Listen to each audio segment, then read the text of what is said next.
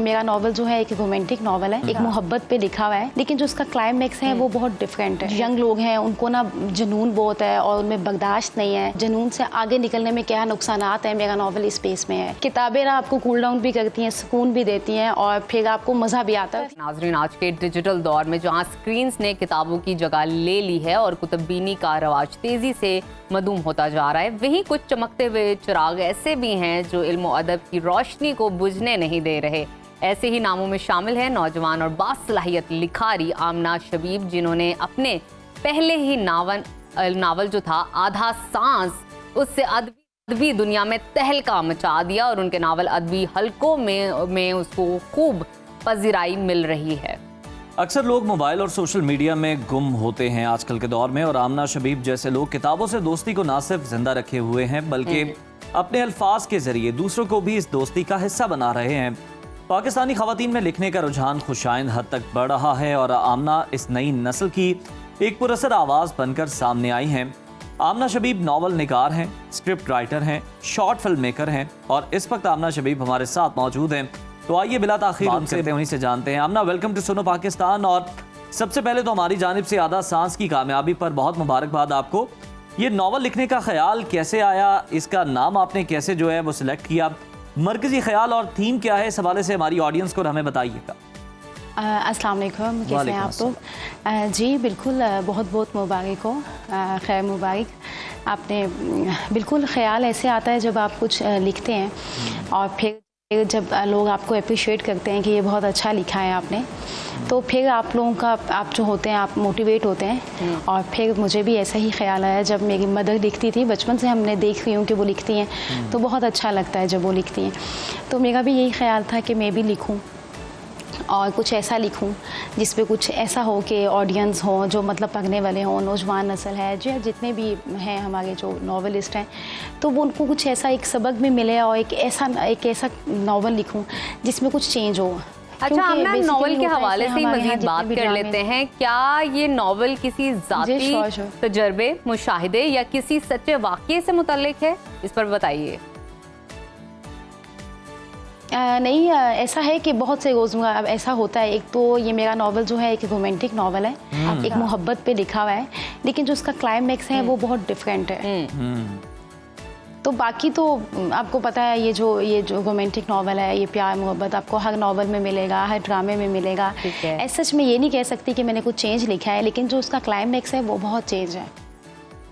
अच्छा, हम ना इस चेंज के हवाले से थोड़ा सा, मुझे लगता है कि जी इस चेंज के हवाले से थोड़ा सा इलेबोरेट भी कर दीजिए ताकि हमारी जो नौजवान नस्ल है जिसके लिए आपने नावल लिखा, उन्हें जरा कोई थीम, मरकजी ख्याल बता दे ताकि वो मोबाइल छोड़ के आपका नावल पढ़े।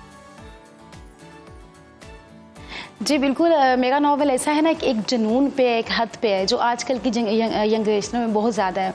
मतलब जितने भी लोग हैं और यंग लोग हैं उनको ना जुनून बहुत है और उनमें बर्दाश्त नहीं है। और मेरा नावल भी इसी थीम में है कि मोहब्बत हो जाती है और फिर उसको बर्दाश्त नहीं है और फिर जुनूनी है, और जुनून की हद तक और जुनून से आगे निकलने में क्या नुकसानात हैं, मेरा नावल इस स्पेस में है। तो मैं चाहती हूँ कि लोग उसको देखें, पढ़ें। और सबसे बड़ी बात ये कि आप मतलब कुछ ऐसी चीज़ें होती हैं, अगर आप कोई ड्रामा या कोई नावल देख रहे हैं या पढ़ रहे हैं तो आपका ये होता है कि आपको पता होता है कि इसके एंड में क्या है, लेकिन मेरा नावल ऐसा है कि आपको एंड तक नहीं पता चलेगा कि इसके एंड में ऐसा क्या है।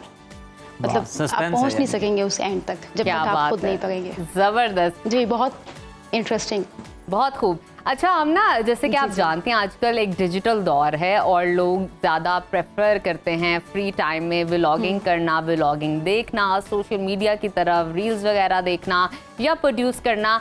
इस दौर में आपको कैसे मतलब ख्याल आया कि अब आपको कुछ लिखने की ज़रूरत है? क्या आपके दिल में ये ख़तरा था कहीं ना कहीं कि अगर मैं कुछ लिखूंगी हो सकता है लोगों को पसंद ना आए या वो एक रवायती चीज़ ना बन जाए, लोग हटेंगे इसको पढ़ने के लिए या सोशल मीडिया छोड़ के आपकी किताब को प्रेफरेंस देंगे? क्या दिमाग में कुछ ना कुछ तो चल रहा होगा इस हवाले से? जी बिल्कुल, हम लोग व्लॉग्स देखते हैं। मतलब व्लॉग्स तो मुझे सच बताऊं एक बहुत ही मतलब फजूल सी चीज़ लगती है कि आप अपनी प्राइवेसी लोगों के साथ शेयर करें। तो मुझे किताब लिखने का ये शौक था कि मैं चाहती थी, क्योंकि ड्रामे आते हैं, कितने अच्छे अच्छे ड्रामे आते हैं, कितने अच्छे से चले जाते हैं, उनको लोग याद नहीं रखते। बिल्कुल, तो मैं चाह रही थी कि किताब हमेशा ज़िंदा रहने वाली चीज़ है, हमेशा आपके साथ रहती है और किताबों से जो दोस्ती करते हैं वो हमेशा उससे कुछ ना कुछ अच्छा सीखते हैं। अभी भी ऐसे बहुत से लोग हैं जब तक किताब ना पढ़ें उनको नींद नहीं आती। ऐसे बहुत से लोग हैं वो किताब पढ़ के सोते हैं। तो मुझे पता है कि आज के लोग नहीं पढ़ते, लेकिन मैं चाहती हूँ कि वो किताबों की तरफ माइल हों। बिल्कुल, ये बड़ी अच्छी आपकी कोशिश है आमना, और हम देख रहे हैं कि आपकी इस कोशिश को बड़ी पजीराई मिली है। खलीलुर रहमान कमर जैसे राइटर्स और बड़े अदीबों ने, राइटर्स ने आपको अप्रिशिएट किया है। कितना हौसला मिला है आपको इस अप्रिसिएशन से? देखिए, लिखने से पहले मुझे ये था कि क्या पता, देखिए जब आप कोई चीज़ लिख रही होते हो ना तो आपको तो बहुत पसंद आ रही होती है। वो कोई अच्छी बात, बड़ी बात तो नहीं होती, बिग डील नहीं। लेकिन जब दूसरों को पसंद आती है ना तो वो आपके लिए अचीवमेंट है। बिल्कुल ठीक। तो बिल्कुल, जब मैंने खलील सर को भी अपना स्क्रिप्ट भेजा उनको बहुत अच्छा लगा। उन्होंने कहा आप लिखो, मैं आपको रिव्यू दूंगा। और जब उन्होंने रिव्यू दिया तो मुझे और भी अच्छा लगा, बहुत अच्छे उन्होंने रिव्यू दिए। इसके अलावा और भी बहुत से राइटर्स हैं जिन्होंने रिव्यू दिए। तो मुझे बहुत अच्छा एक्सपीरियंस रहा और मुझे बहुत अच्छा लगा, और ये भी खुशी हुई कि ये न्यू राइटर्स को अप्रिशिएट करते हैं। ये भी बहुत अच्छा लगा। बिल्कुल ठीक है, तो बड़ी पॉजिटिव बात है। आमना, आजकल के यूथ को क्या पैगाम देना चाहेंगी जो कि सोशल मीडिया को प्रेफर करती हैं, बुक्स नहीं पढ़ते, बस उनको होता है कि रील्स प्रोड्यूस कर ली जाएं या व्लॉगिंग कर ली जाए या कुछ ना कुछ वहाँ पे म्यूजिकल किया जाए, तो बुक्स की तरफ उनको लेकर आने के लिए क्या पैगाम देंगी? मैं यही कहूँगी, देखिए किताबें हम जब से हम छोटे होते हैं ना, मतलब 3 साल से लेके आप स्कूलिंग कर रहे होते हो तो किताबें आपका साथ दे रही होती हैं। तो ये किताब ऐसी है कि जो आपकी मतलब आपको ज़िंदा भी रखती है, आपको ऐसा एक मैसेज देती है जो मेरे ख्याल से आपके माँ बाप भी ना दे सकते हों। किताबों से हमेशा कुछ सीखने को मिलता है, तो किताबें पढ़ें। ये मोबाइल स्क्रीन से हट के भी कुछ करें, इससे तो आंखें भी ख़राब होती हैं और आपका मूड भी ख़राब हो जाता है। जब आप मुसलसल टीवी देख रहे हो या मोबाइल यूज़ कर रहे हो तो आप एकदम से मतलब चिढ़ जाते हो, तंग आ जाते हो। किताबें ना आपको कूल डाउन भी करती हैं, सुकून भी देती हैं और फिर आपको मज़ा भी आता है, फिर आपको आदत हो जाती है किताबें पढ़ने की। बिल्कुल ठीक है, बिल्कुल ठीक है। ये किताबों से जो दोस्ती है ना, ये होना बहुत ज़रूरी है नौजवान नस्ल की, क्योंकि इससे बहुत कुछ सीख सकते हैं।